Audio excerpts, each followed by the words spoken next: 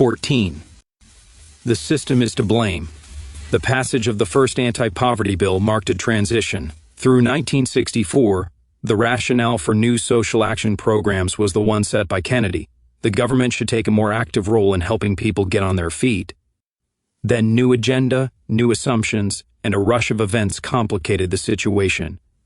For one thing, and the importance of this must not be forgotten during the ensuing discussion, an accident of history brought a master legislator to the presidency at a moment when the other forces were converging.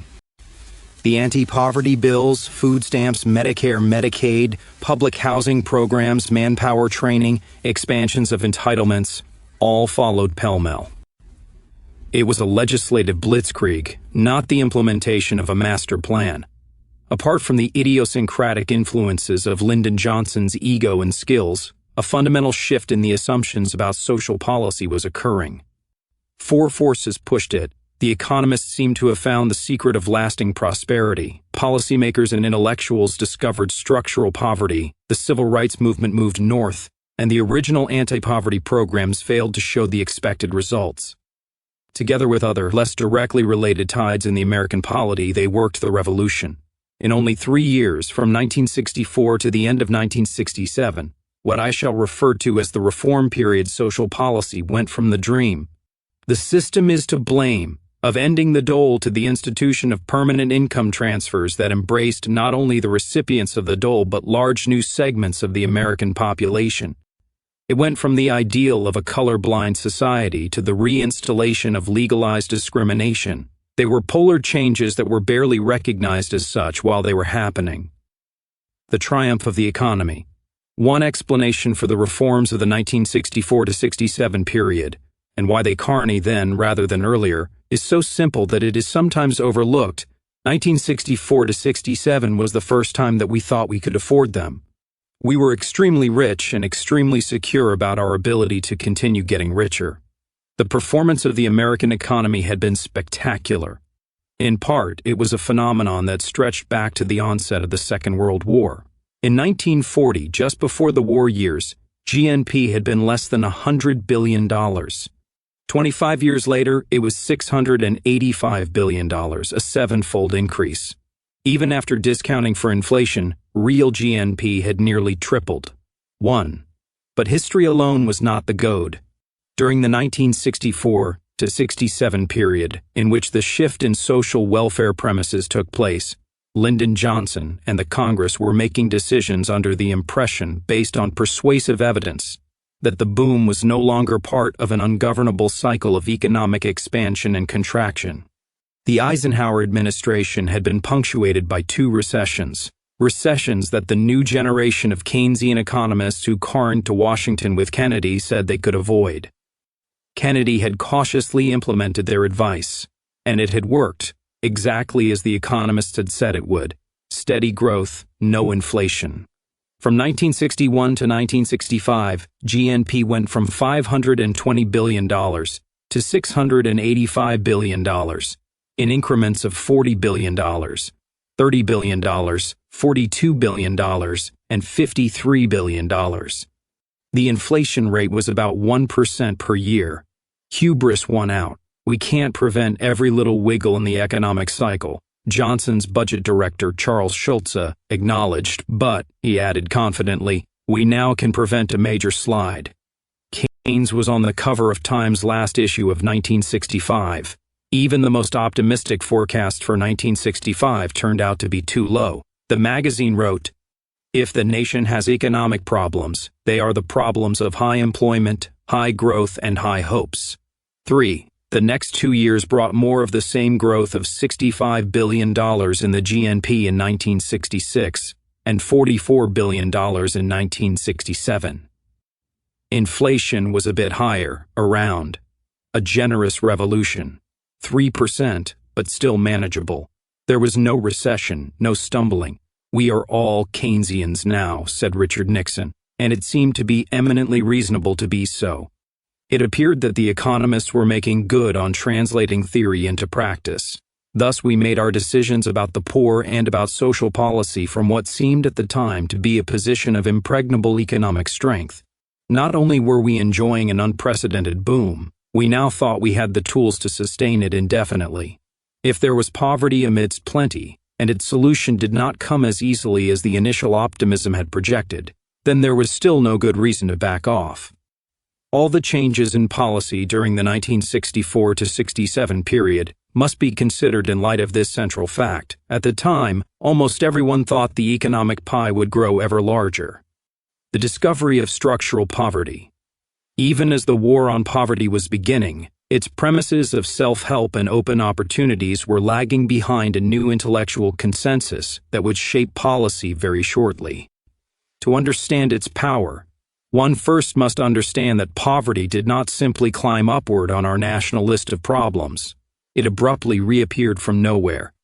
In the prologue to this book, 1950 was described as a year in which poverty was not part of the discourse about domestic policy, indeed, as a year in which the very word poverty was seldom used. The silence was not peculiar to 1950. From the outset of the Second World War until 1962, little in the popular press, in political rhetoric, or in the published work of American scholars focused on poverty in America. When poverty did get into the news before 1964, the treatment of it tended to reflect surprise that it existed at all. In November 1960, 3 weeks after the presidential election and the day after Thanksgiving, Edward R. Murrow broadcast a CBS report called Harvest of Shame.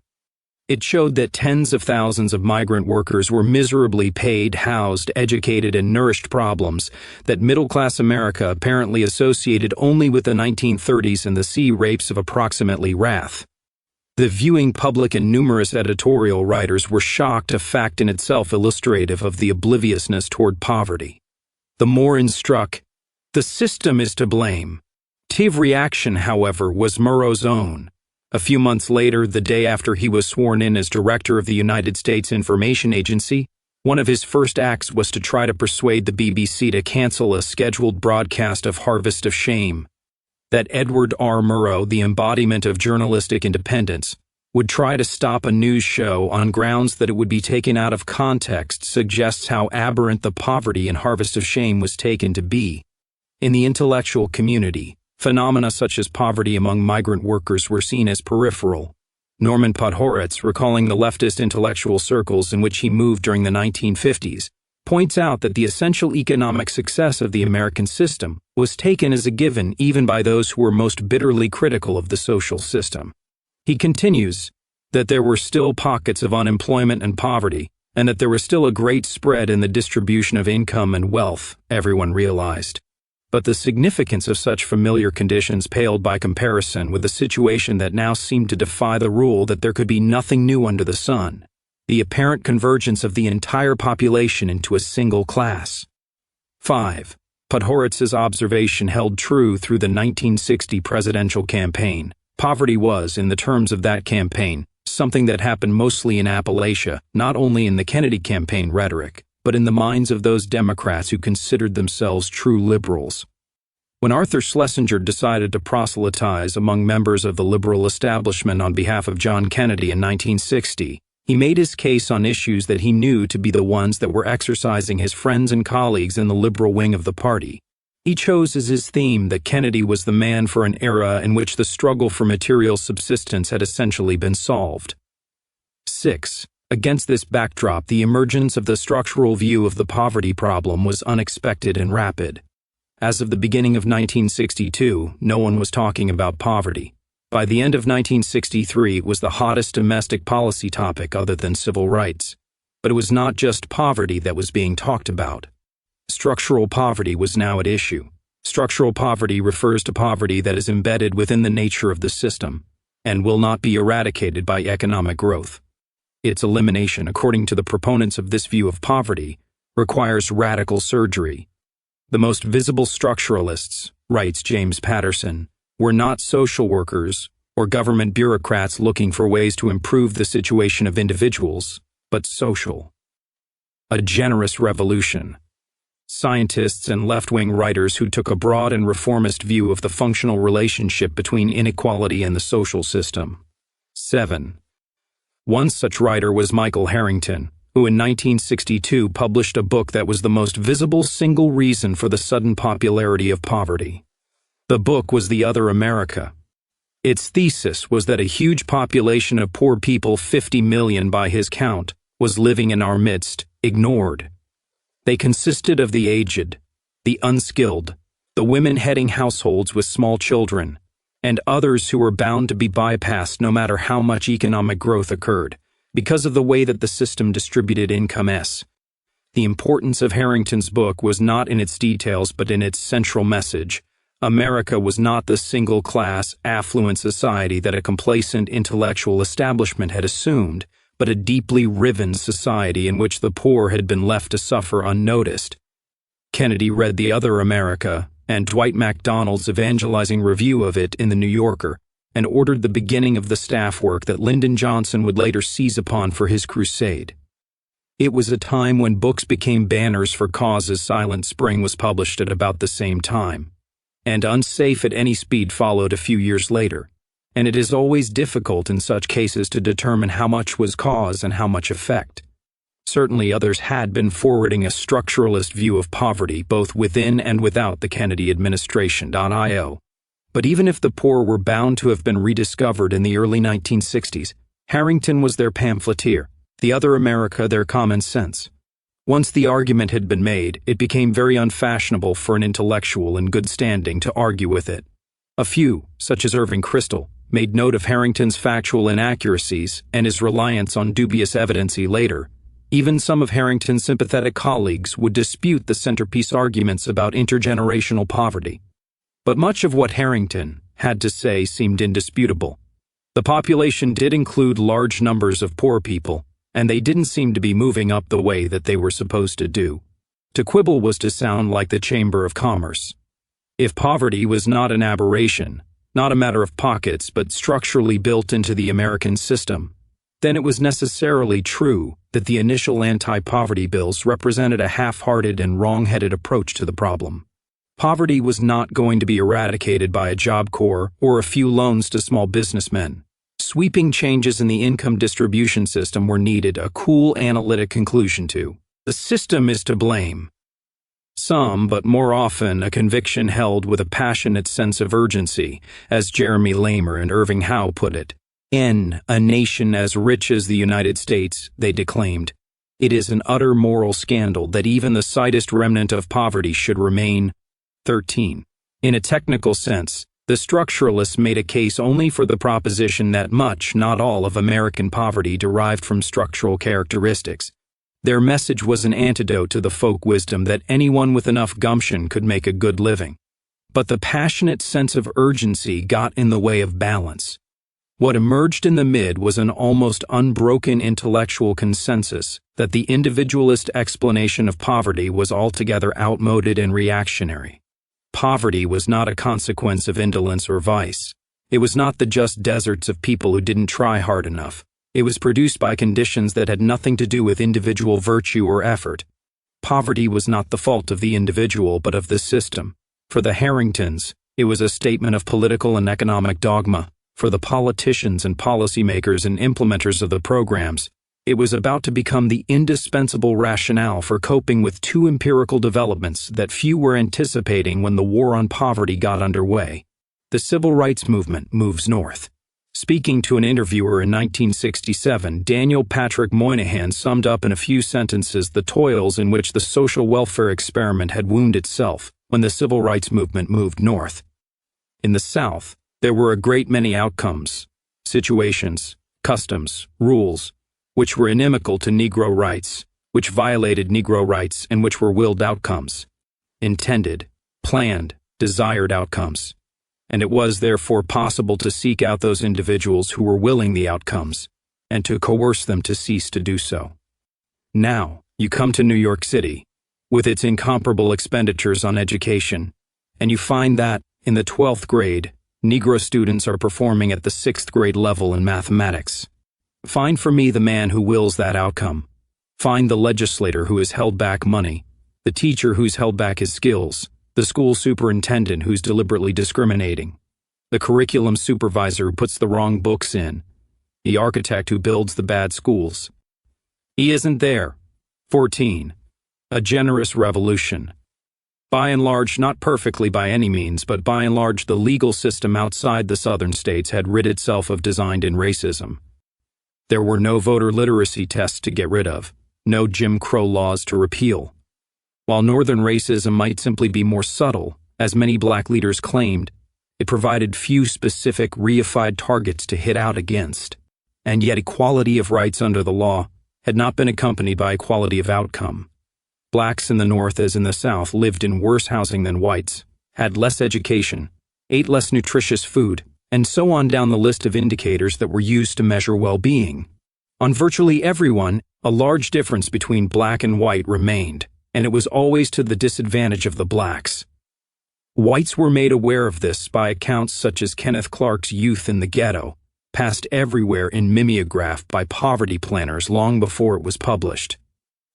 Blacks who lived in the ghetto did not need to read about it. Their response followed a pattern that could be used as a textbook example of a revolution of rising expectations. The first phase of the civil rights movement culminated in the passage of the Civil Rights Act of 1964 on 3 July. For all practical purposes, the national legislative struggle for equality was over. The Voting Rights Bill remained to be enacted a year later, but the generalized legal clout granted in the 1964 Act was enormous. No one could with impunity deny someone access to the institutions of this country because of race without being liable to criminal penalties or inviting a nasty and probably losing lawsuit. The civil rights movement had triumphed, and 13 days later came the first of the race riots in Harlem. The riots continued that summer in Rochester, Paterson, Philadelphia, and Dixmoor, a suburb of Chicago. They quieted during the winter, then erupted again in Watts in August 1965, with a violence that dwarfed the disturbances of the preceding year. They would crescendo in 1967, with riots in more than 30 cities.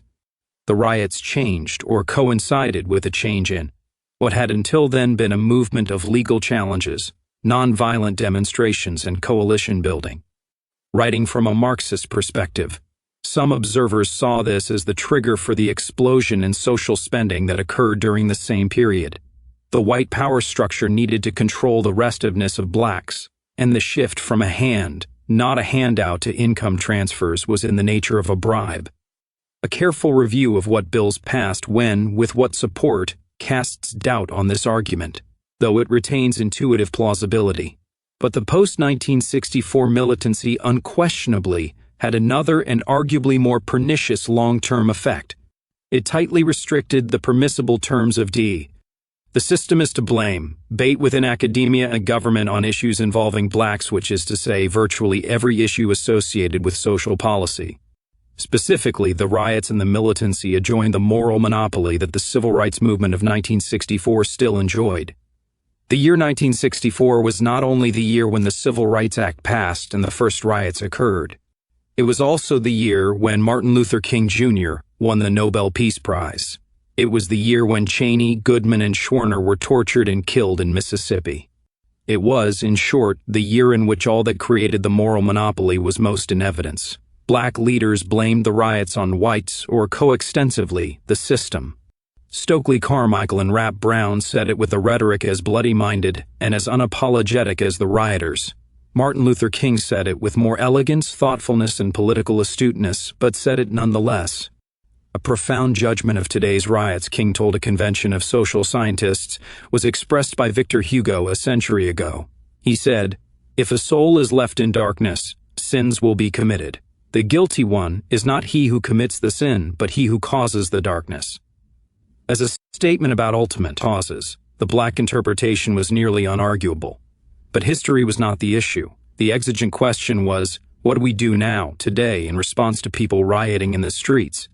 Devising an answer put whites in a terrible moral bind, not one that blacks were likely to have much sympathy with, but a bind nonetheless. A white who had supported the simple, purely good civil rights movement against the nasty Southerners, and now said, wait a minute, that doesn't mean you can start burning northern cities, was exposed as a summer soldier. Manifestly, racial discrimination continued to exist. Manifestly, it was a moral perversity. Therefore, and that was the hard part, what came after the therefore? Whites who saw themselves as friends of the civil rights movement had to agree that the riots were regrettable but not the fault of blacks. The inevitability of the riots, even their reasonableness, had to be accepted, not as a matter of historical causation but as the basis for the white policy reaction. Of course, the civil rights legislation had not forestalled violence, Newsweek told us. After all, the promises of the present could not undo in a day the ugly legacy of the Negro past, the magazine wrote in its lead paragraph on the Watts riot. A summer ago, that past exploded in a bloody war of rioting across the urban North. And last week, on a steamy, smoggy night in Los Angeles, it exploded again.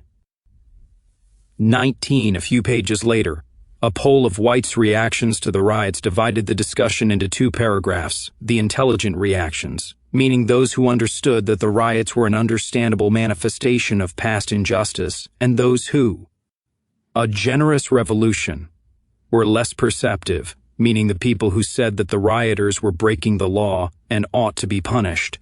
The two stands were widely perceived as being mutually exclusive. Not everybody agreed. White backlash was a phrase coined at about the same time as Black Power. The year 1966 saw the election of an ideologically adamant conservative governor in California, Ronald Reagan, and widely publicized campaigns by racial hardliners like Boston's Louise Day Hicks. But even on Main Street, well into the riot years, a majority remained in favor of taking new steps to remedy black grievances. Within the establishment, a much narrower, circumscribing mindset took hold. The blame is embedded in the structure of the system, and the system must be made right. The most vocal advocates for sweeping reform were from the left, but it would be mistaken to treat the sense of guilt as liberal versus conservative. The mea culpa resounded everywhere, including the most unlikely places. For example, are creating a monster within our midst, a people being alienated from the mainstream of American life. Cease thinking of racial relations as a nice and good thing, as one important national and local task among many others to do. American race relations today, like religion and basic ideologies historically, must have an absolute priority, or we are as a nation lost. 21. Strong words not from a political rostrum, but from the lead article in the January 1967 issue of the American Journal of Economics and Sociology, a sober academic journal. But they were no more unexpected than an angry editorial entitled "Cry of the Ghetto," complaining bitterly of white society's stubborn refusal to admit that the ghetto is a problem it must solve, that its promises, broken and inadequate, are no longer tolerable. 22. It appeared in the Saturday Evening Post. The staid, Middle American Norman Rockwell covered Saturday Evening Post during that bloody August of 1967. The National Commission on Civil Disorders, headed by an ex-governor of Illinois and comprising a distinguished selection of Americans from the business and professional worlds as well as from public life, put the imprimatur of the federal government on the explanation for the riots, concluding that white racism is essentially responsible for the explosive mixture which has been accumulating in our cities since the end of World War XI. 23. The report presented no proof for this statement, but few objected. Its truth was self-evident. Whether the establishment view of the black condition in the last half of the 1960s was right or wrong is not the issue that concerns us. The fact, the system is to blame, that this view was so widely shared helped force the shift in assumptions about social welfare. White America owed black America. It had a conscience to clear. The moral agonizing among whites was strikingly white-centered. Whites had created the problem. It was up to whites to fix it, and there was very little in the dialogue that treated blacks as responsible actors. Until July 1964, most whites thought in terms of equal access to opportunity. Blacks who failed to take advantage were in the same boat with whites who failed to take advantage. By 1967, this was not an intellectually acceptable way to conceive of the issue. Blacks were exempted. Once more, in a new and curious fashion, whites had put up the whites-only sign.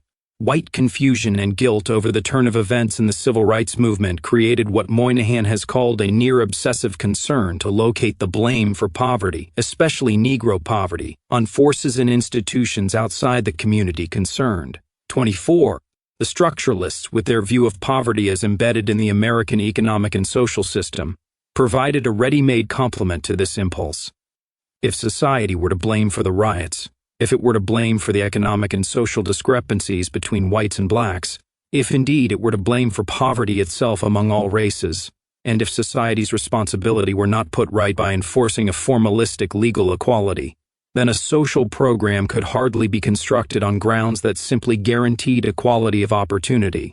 It must work toward equality of outcome. A hand was not enough. Hard noses and soft data. The riots and black militancy constituted one of the two empirical developments that made the structural view of poverty attractive. The second was the early realization, within the ranks of the Johnson administration as well as among its critics, that the anti-poverty programs were not working as expected. For this part of the story, we return to the fall of 1964, when the first anti-poverty bill had just been passed and the Office of Economic Opportunity was being organized. Our focus shifts from the academicians, the journalists, the cabinet officers, and congressional leaders to the people who did the work, the middle and lower echelon officials who designed and implemented the programs that constituted the war on poverty. A generous revolution. They were an assortment of new frontiersmen and people who came into the bureaucracy especially to play a role in the great social reform that Johnson had launched. Few were bureaucrats, few were from the social work tradition. They tended to see themselves as pragmatic idealists. Hard-nosed was a favorite self-descriptor in the Kennedy years, and it carried over. The first poverty warriors did not intend to get bogged down in interminable debates about doctrine. They had a job to do and, from the accounts of people who participated in those early years of the Great Society, it was an exciting job. The recountings have the flavor of war stories, of all-night sessions preparing for crucial Senate hearings, of small, sweaty working groups designing new programs on impossibly short schedules, of meetings in Newark or Chicago or Biloxi where the people across the table were not mayors and city planners, but the heads of tenants associations and ghetto churches and street gangs. Speaking of his staff, the director of one of the early programs wrote, "All were the antithesis of the stereotyped bureaucrat cautiously protecting his career. Their approach right down the line was, what needs to be done? How can we do it best and faster? When the answers were clear, they were all willing to risk their careers and their health and sacrifice their personal lives to get the job done well and quickly. Something happened to us all. That created a rare combination of shared dedication, excitement, and satisfaction." 25. Such people characterized the early years both in Washington and in the field offices. They had no serious doubts that they would have an impact on the poverty problem. It seemed obvious to them that the only reason we continued to have poverty at a time of such manifest national affluence was that nobody had really been trying to get rid of it. Once the effort was made, so their assumption went, progress would surely follow. Their optimism had two bases. One was that the programs depended on human responses that seemed natural and indeed nearly automatic to them. The gloomy implications of the culture of poverty argument did not carry much weight at OEO in 1964 and 1965. A sensible, hard-working poor person would find much to work with in the opportunities offered by the initial anti-poverty programs. Or to put it another way, if the people who ran the programs had suddenly found themselves poor, they probably would have been quite successful in using the anti-poverty programs to rescue themselves. The early programs put chips on the table. As their advocates had promised, they did indeed give some of the poor a chance at a piece of the action, with the operative word being chance. The staff.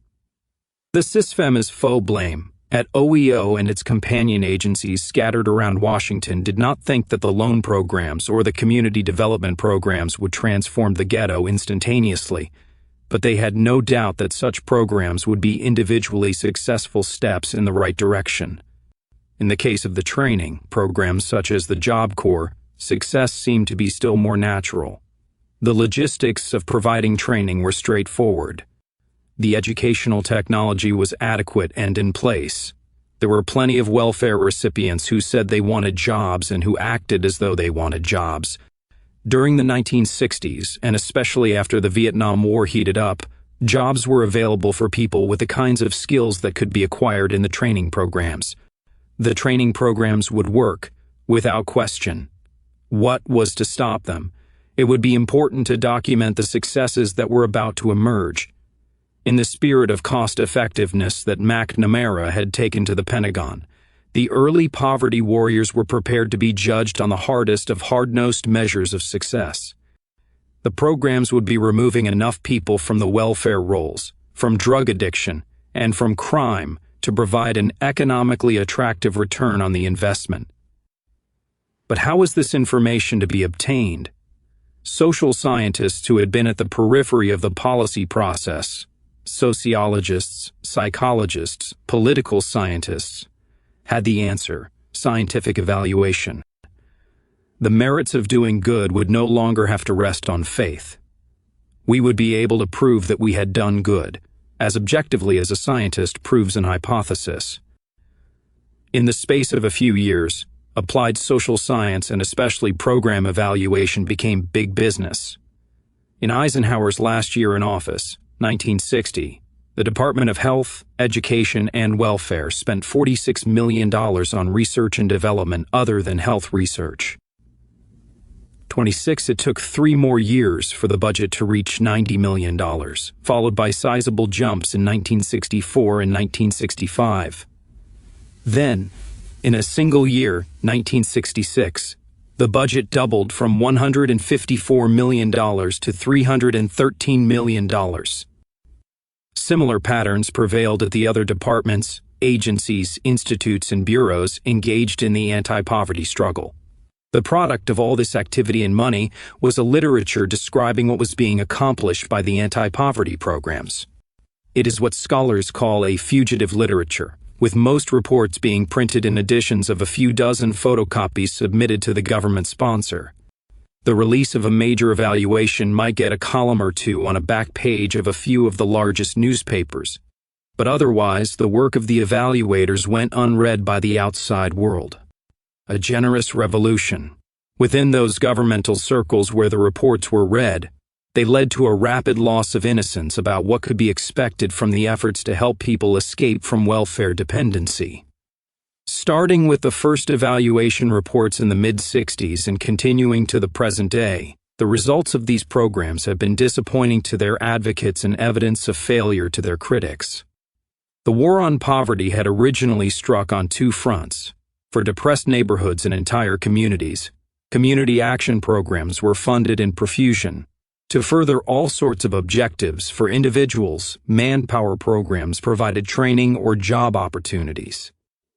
We shall be discussing the substance of what the evaluators found, not only in 1964 to 67 but subsequently, when we examine explanations for the breakdown in progress.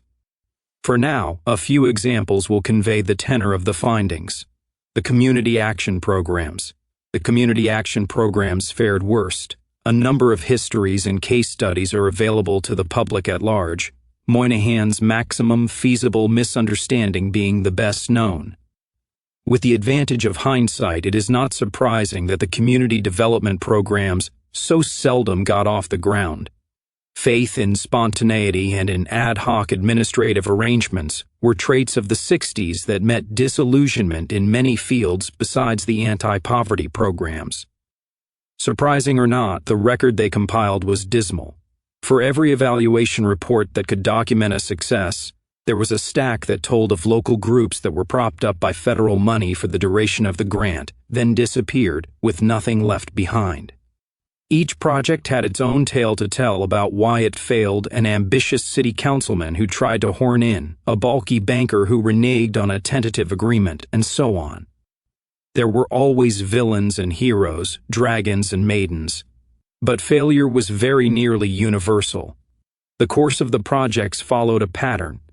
To see how this worked in practice, we have the example of the Economic Development Administration's Major Employment and Urban Development Program in Oakland, the subject of a scholarly case study. This was the sequence. The story broke with considerable fanfare.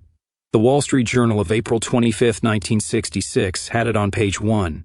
Under the headline Urban Aid Kickoff, Administration selects Oakland as first city in rebuilding program. 29. The Governor of California and the Assistant Secretary of Commerce for Economic Development held a press conference announcing a program of $23 million in federal grants and loans. The program was an assortment of community-run economic development. The system is to blame. Projects bankrolled by the government. Various incentives were designed to prompt private business to invest in the ghetto. In the short term, 2,200 jobs were to be provided, and more were to follow from spin-offs. These jobs would go to the unemployed residents of the inner city. As far as its national publicity told the story, the program was a great success. A book was in the bookstores by 1968, claiming that the program may have made the difference in preventing a riot in Oakland. The New Yorker told its readers that the program had managed to break a long-time deadlock between the Oakland ghetto and the local business and government establishment. 32. Oakland was a showcase of the war on poverty. It was not until a year after these stories had appeared that the Los Angeles Times printed a follow-up story revealing that the activities described in the book and in the New Yorker had in actuality never gotten beyond the planning stage. All told, only 20 jobs had been created. The program was bogged down in bureaucratic infighting. The authors of the case study, writing from the perspective of 4 years later, concluded that the effect of the project on despair and disillusionment among blacks was probably to have made matters worse. 34. The Oakland project was not chosen for study as an example of failure. The study began while hopes were still high.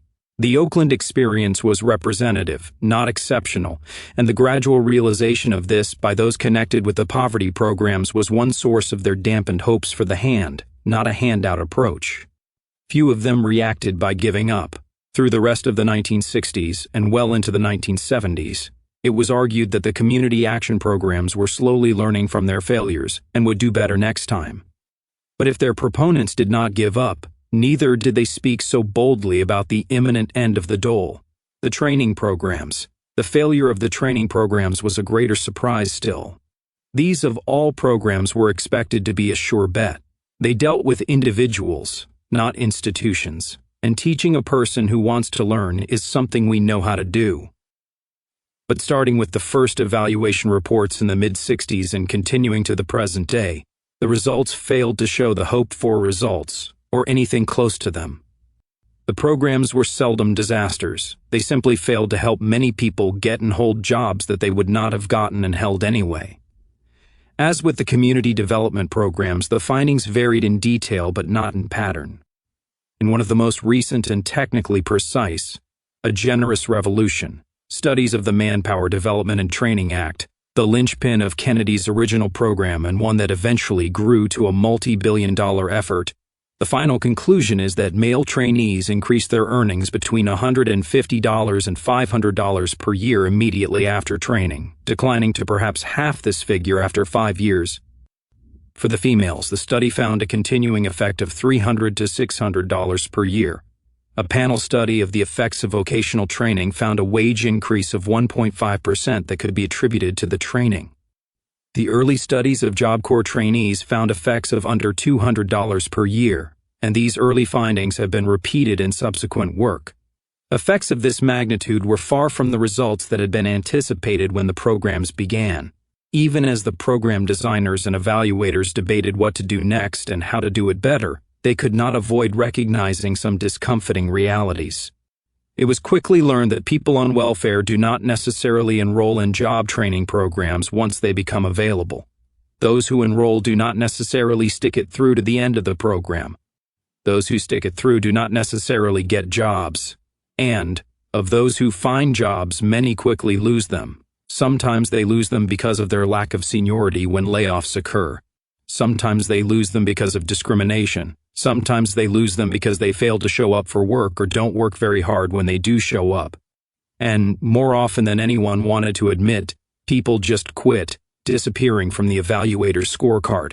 Unable to point to large numbers of trainees who were escaping from welfare dependency, the sponsors of the training programs turned to other grounds for their justification.